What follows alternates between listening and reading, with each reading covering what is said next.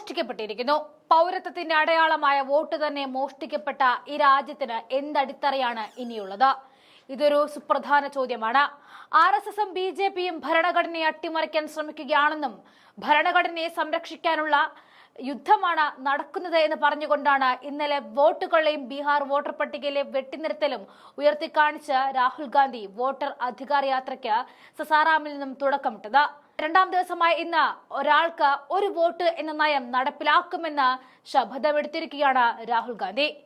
Voter പട്ടികയുടെ പ്രത്യേക തീവ്ര പരിഷ്കരണം വോട്ട് ചോറിയുടെ പുതിയ മുഖമാണെന്നും, അതായത് തെരഞ്ഞെടുപ്പ് കമ്മീഷന്റെ പുതിയ ആയുധമാണ് ഇതെന്നുമാണ് കോൺഗ്രസ് നേതാവായ രാഹുൽ ഗാന്ധി പറഞ്ഞു വെക്കുന്നത്. ഒരു വ്യക്തിക്ക് ഒരു വോട്ട്, ഈ തത്വം സംരക്ഷിക്കുമെന്ന് അദ്ദേഹം പ്രതിജ്ഞ എടുത്തു കഴിഞ്ഞു. കഴിഞ്ഞ ലോക്സഭാ തെരഞ്ഞെടുപ്പിൽ വോട്ട് രേഖപ്പെടുത്തിയെങ്കിലും ബീഹാറിലെ SIR നടപടിക്രമങ്ങളിൽ പേര് നീക്കം ചെയ്ത ഒരു കൂട്ടം ആളുകളുമായുള്ള കൂടിക്കാഴ്ചയ്ക്ക് സംസാരിക്കുന്നതിനിടെ തന്റെ വാട്സ്ആപ്പ് ചാനലിലെ ഒരു പോസ്റ്റിലാണ് അദ്ദേഹം ഈ പരാമർശം നടത്തിയത്. സരാത്തിൽ നിന്നും വോട്ട് അധികാർ യാത്രയുടെ ഉദ്ഘാടന ചടങ്ങിലായിരുന്നു രാഹുൽ ഗാന്ധി സംഘത്തെ കണ്ടത്.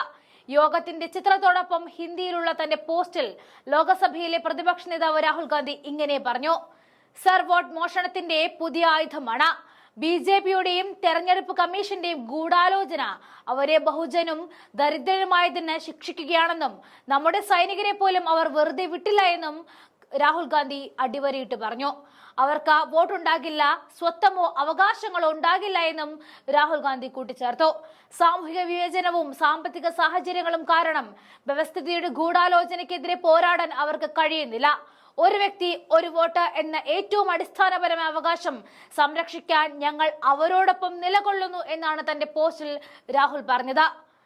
ഇത് അവകാശങ്ങളുടെയും ജനാധിപത്യത്തിലെ എല്ലാവരുടെയും പങ്കാളിത്തത്തിന്റെയും ചോദ്യമാണെന്നും ഒരു സാഹചര്യത്തിലും ഇത് ഞങ്ങൾ അവസാനിപ്പിക്കാൻ അനുവദിക്കില്ല എന്നും അദ്ദേഹം കൂട്ടിച്ചേർത്തു.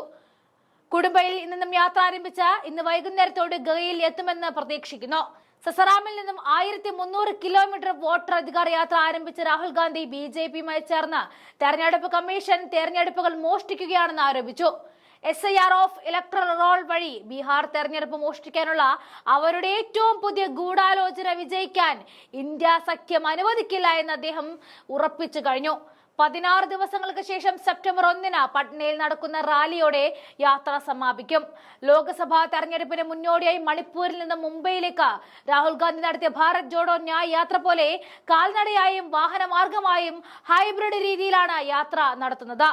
ഔറംഗാബാദ്, ഗയ, നവാദ, നളന്ദ, ഷേഖ്പുര, ലിഖിസാരായി, മുൻഗർ, ഭഗൽപൂർ, കതിയാർ, പൂർണിയ, അരാരിയ, സൗപൂർ, മധുബനി, ദർഭഗംഗ, സിതാമർഹി, ഈസ്റ്റ് ചമ്പാരൻ, വെസ്റ്റ് ചമ്പാരൻ, ഗോപാൽഗഞ്ച്, സിവാഞ്ചൽ, ചപ്ര, ആര എന്നിവിടങ്ങളിലൂടെ കടന്നു പോകും.